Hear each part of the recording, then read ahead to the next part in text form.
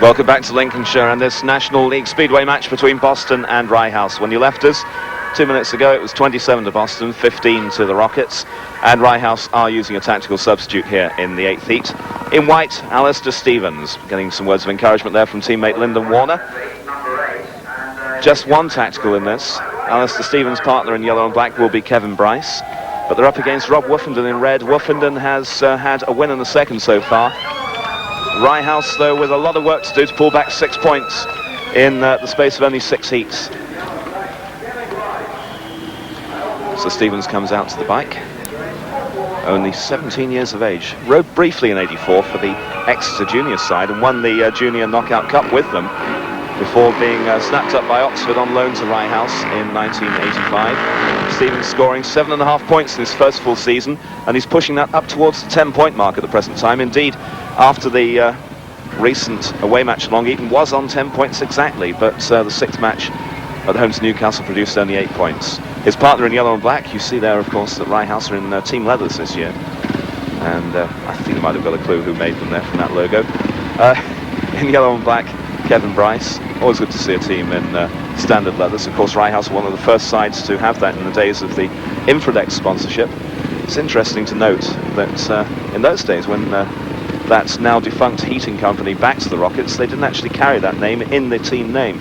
Nowadays, of course, with sponsorship, the sponsor's name would be included in the overall team, such as case in, say, like the Star and Monarchs up at Edinburgh, or the Radio Trent Invaders. I'm sure that all the other tracks that are sponsored now will be complaining that they didn't get a mention, but there again, we can't go through all of them. Of course, sponsorship a vital part of Speedway. Still a couple of teams unsponsored, and of course, anyone who's interested in sponsoring the programmes only has to get in touch with us at the usual address in Knutsford in Cheshire, PO Box 29 to be precise.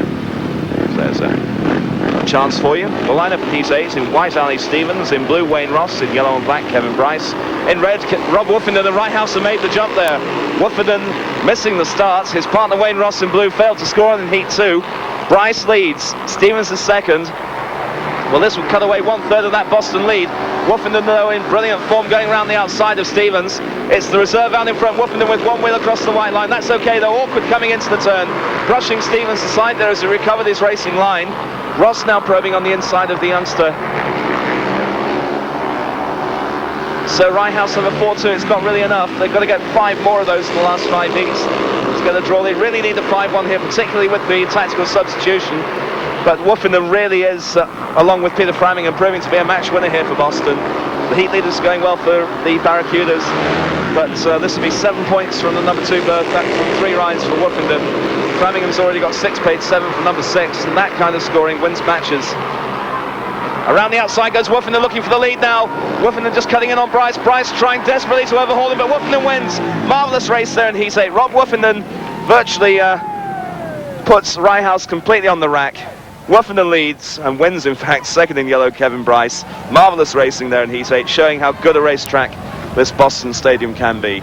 Third in white, Alistair Stevens. Fourth in blue, Wayne Ross. A 3-3 drawn race, and the score now with just 5 heats to go is Boston 30, Rye House 18, and the Rockets now really do have problems. Well, Rob, you had a great first blast a couple of races ago and a good night for Boston.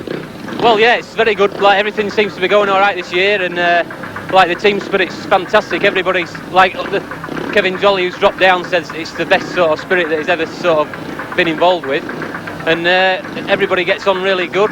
Everybody's helping each other, and you know, I think we're in with a chance to the title because everything's going good. On paper, it's not exactly the most glamorous of lineups. Would you agree with that?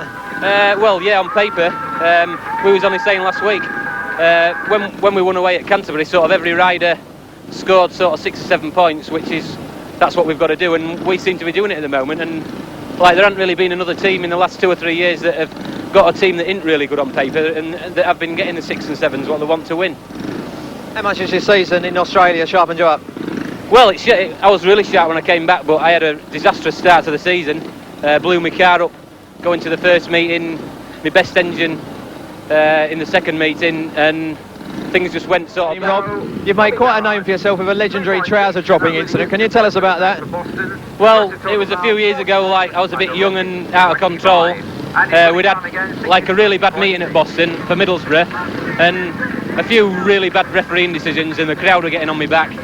and I couldn't think of anything better to do than to do that. Obviously, it was the worst thing I've ever done. I shouldn't have done it. I got into a lot of trouble over it.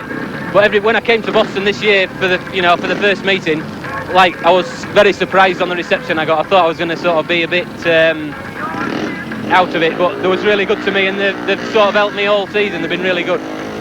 You get a good reception here like you did in your Scunthorpe days? Yeah, the crowd here are fantastic. When my engine blew up, they had a whip round and got me some money. We've got a couple of sponsors sorted out. The promotion's really good and helpful, and like the team is just fantastic. So hopefully everything will go all right for us.